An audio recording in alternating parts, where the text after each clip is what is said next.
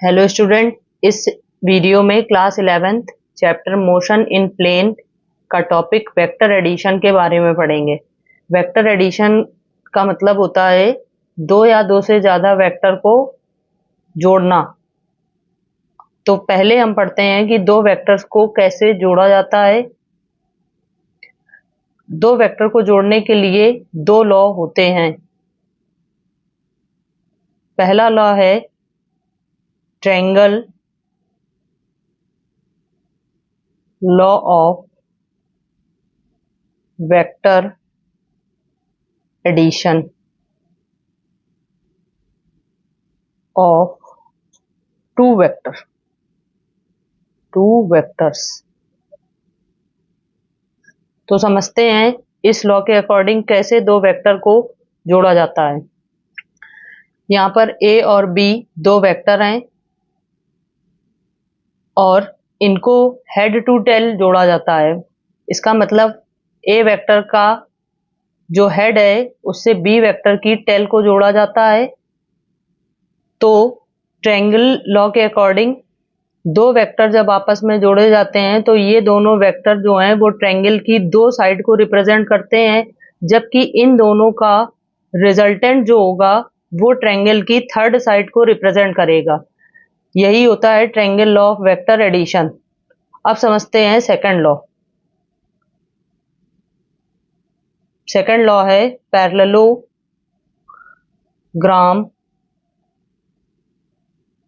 Law of vector addition.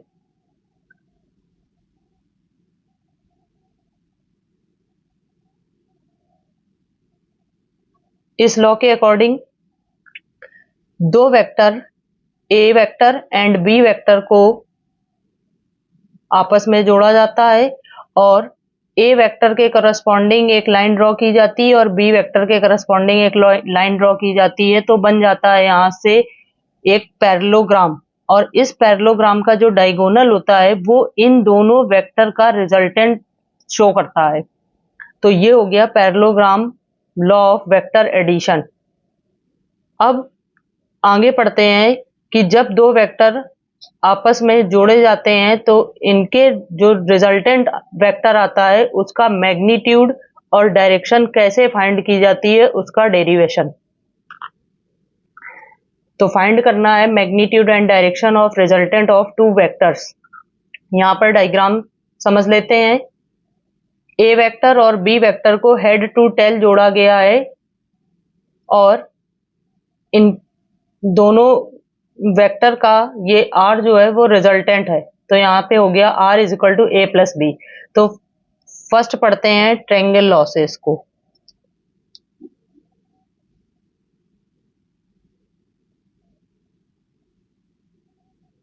By triangle law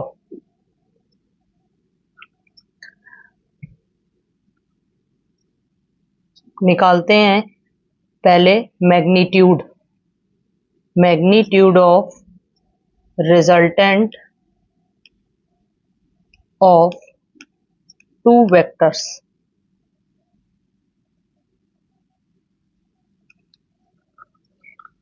उसके लिए ये जो डायग्राम बना है इसमें कुछ नेमिंग कर देते हैं। ये ओ पॉइंट हो गया, ये पी हो गया, ये क्यू हो गया, ये ई हो गया। तो इस ट्रायंगल में इन ट्रायंगल OPE में अप्लाई करेंगे पाइथागोरस थ्योरम।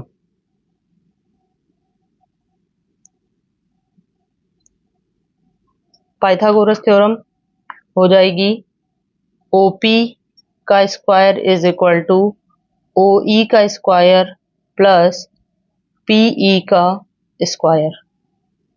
हाइपोटेनियस का square is equal to base का स्क्वायर प्लस परपेंडिकुलर का स्क्वायर। अब डायग्राम से OE को लिख सकते हैं, पूरा ये OE है, इसको लिख सकते हैं OQ प्लस QE। तो OE की जगह लिखेंगे OQ plus QE। OP square हो जाएगा यहाँ से OQ प्लस QE का होल स्क्वायर प्लस पीई का स्क्वायर। इसको डालेंगे इक्वेशन फर्स्ट बाई डायग्राम से यहाँ कुछ वैल्यूज फाइंड करेंगे। यहाँ पर आपके पास कई सारी वैल्यू डायग्राम में दी गई हैं। ओपी गिवन है, ओपी को लिख सकते हैं आर वेक्टर, ओक्यू को लिख सकते हैं ए वेक्टर। यहाँ फाइंड करना है आपको क्यू ई और पीई की वैल्यू। तो इनको फाइंड करने के लिए ट्रायंगल लेंगे, यहां से आप पी क्यू ई, इन ट्रायंगल पी क्यू ई। तो सबसे पहले निकालते हैं क्यू ई। क्यू ई निकालने के लिए इस ट्रायंगल में अप्लाई करेंगे कॉस थीटा। कॉस थीटा होता है बेस अपॉन हाइपोटेनियस। बेस है क्यू ई और इस ट्रायंगल की हाइपोटेनियस हो गई पी क्यू। तो यहां से लिख सकते हैं Q E is equal to P Q cos theta. P Q equal to है, पी क्यू जो है वो वी वेक्टर से रिप्रेजेंट किया जा सकता है, तो इसको लिखते हैं Q E is equal to B vector cos theta. अब फाइंड करते हैं दूसरा टर्म पीई।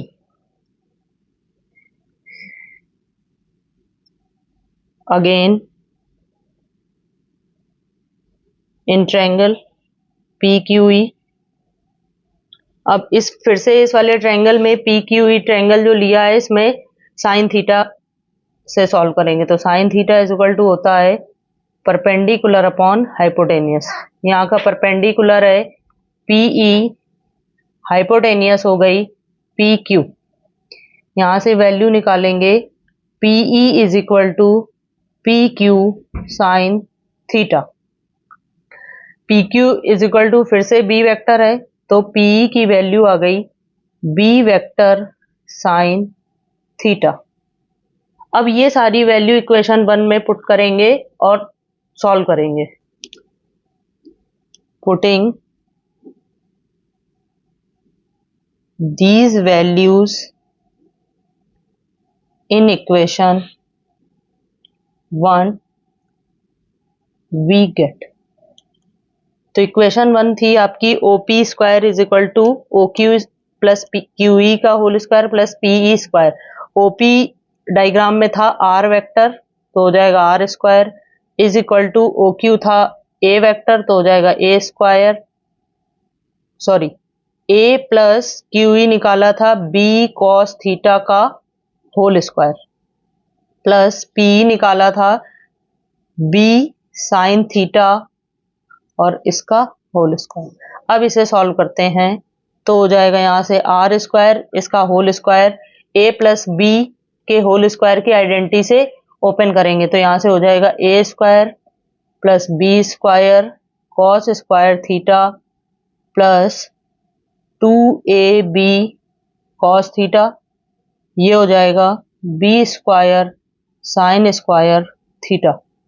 यहाँ से R square is equal to इस टर्म से और इस टर्म से बी स्क्वायर ले लेंगे कॉमन, तो हो जाएगा A square plus B square in bracket sine square theta plus cos square theta, बचेगा ये term plus 2ab cos theta.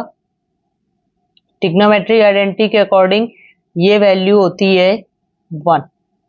सो फॉर्मूला आ गया R square equal to A square plus B square plus 2ab cos theta. या इसे ऐसे भी लिख सकते हैं R is equal to under root A square plus B square plus 2ab cos theta. ये जो दो वेक्टर ट्रायंगल लॉ से ऐड किए थे उनके रिजल्टेंट का मैग्नीट्यूड फाइंड हो गया। अब निकालते हैं उनकी डायरेक्शन।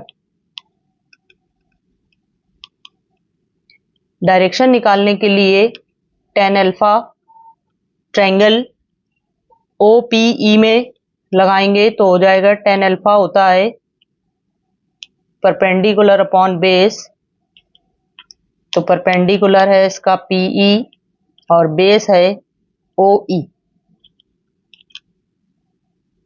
अभी OE की जगह यूज किया था डायग्राम से OQ प्लस QE, ये सारी वैल्यू निकाल चुके हैं।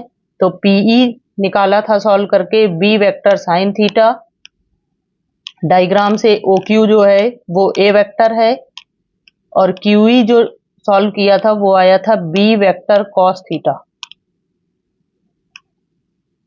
तो ये फॉर्मूला आ गया, जब दो वेक्टर ट्रायंगल लॉ से ऐड किए जाते हैं तो उनके रिजल्टेंट की डायरेक्शन का फॉर्मूला। ओके।